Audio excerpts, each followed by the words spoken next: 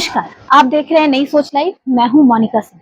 आज हम मौजूद हैं टोटल रेडिशन ब्लू, जहां योजना एवं विकास विभाग द्वारा आयोजित की गई एक विशेष राज्य स्तरीय कार्यशाला building a sustainable Jharkhand global goals local solution. इस कार्यशाला में राज्य के वित्त, योजना एवं विकास मंत्री राधा कृष्ण किशोर मुख्य अतिथि के रूप में उपस्थित हैं।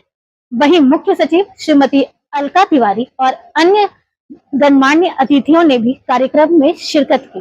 कार्यशाला का उद्देश्य है झारखंड को विकास की ओर ले जाना, वैश्विक लक्ष्यों को स्थानीय समाधानों के माध्यम से प्राप्त करना की बात की जा रही है। योजनाएं बनी है वो सतत विकास के लिए ही।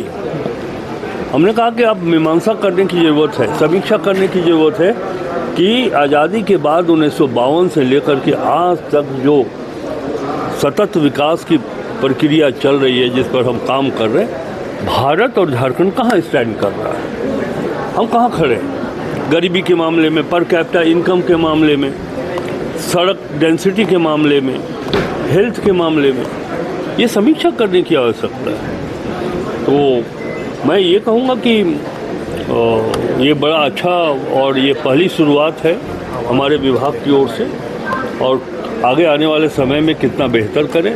मुख्यमंत्री श्री हेमंत सोरेन जी का एक दिशा निर्देश है कि झारखंड राज्य के वैसे वर्ग, चाहे वो किसी भी जाति के हों, आदिवासी हों, हरिजन हों, सामान्य रूप से जो जातियां हैं जो आर्थिक रूप से कमज़ोर हैं, पिछड़ी जाति के लोग हैं, अक़लियत के लोग, उनका आर्थिक उत्थान हम कैसे करें। तो इसी दृष्टिकोण से हम लोग ये प्लानिंग करेंगे। मैंने कहा भी कि 5 वर्षों में जो हमारी योजना होगी, मुख्यमंत्री जी के नेतृत्व में जो सरकार यहाँ फोकस करने वाली, वो प्रायोरिटी हम तय करें। ठीक है, हमारे पास 23 विभाग हैं, लेकिन उसमें भी 4-5 विभाग जिस पर प्राथमिकता के आधार पर काम करना है, ताकि 10 वर्षों के दरमियान, आने वाले 10 वर्षों के समय में हम झारखंड को शिक्षा के मामले में, स्वास्थ्य के मामले में, जल संचयन के बारे में मैंने कहा कि कैसे हम अपने वर्षा जल को बचाएं,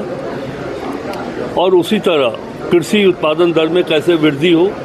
इन सब विषयों पर फोकस करके हम 10 वर्षों का एक कार्यक्रम तैयार करेंगे, उस पर सरकार आगे बढ़ेगी। अच्छा सर, एक प्रश्न और है, जैसे जो CCL है, BCCL है, झारखंड के जिन क्षेत्रों में काम कर रही है, जब उत्खनन का कार्य समाप्त हो जाता है तो भूमि को ऐसे ही छोड़ दिया जाता है। आसपास के रहने वाले जो लोग हैं, काफ़ी परेशानियों का सामना करना पड़ता है। आप लोग भी इस प्रश्न को कई बार उठाए भी हैं। देखिए, एक चीज़ तो हम आपको कहना चाहेंगे कि जितने पब्लिक अंडरटेकिंग हैं भारत सरकार की, मैं ये देखता हूँ कि सिर्फ वो माइनिंग करने के बाद उस एरिया को यथावत छोड़ देते हैं, किसी के लायक नहीं रह जाता है।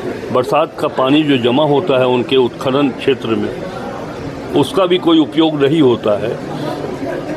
विस्थापन शिकायतें आती हैं कि साहब हमको जो मिलना चाहिए अधिकार वो नहीं मिल पा रहा है, हम विस्थापित हुए हैं।